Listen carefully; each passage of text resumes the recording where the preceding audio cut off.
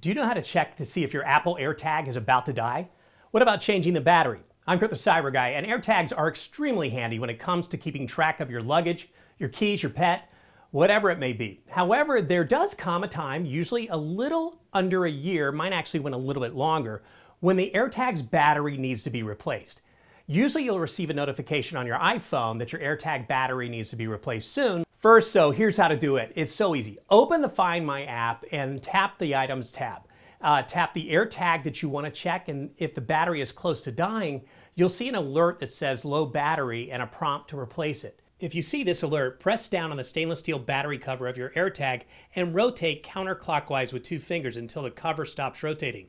Remove the cover and the battery, insert a new battery, and replace the cover by making sure that the 3 tabs on the cover align with the 3 slots in the AirTag. Then rotate the cover clockwise until it stops. You should hear a few beeps. AirTags use a coin battery called a CR2032 lithium 3-volt battery. Very important detail here. Some, like Duracell, are sold with a bitter coating to keep kids from swallowing one.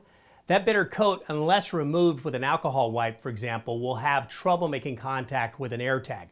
I personally order mine from Amazon. Amazon sells 4-pack of them for under $8. You can find more about my top picks for making your tech last longer over at cyberguy.com.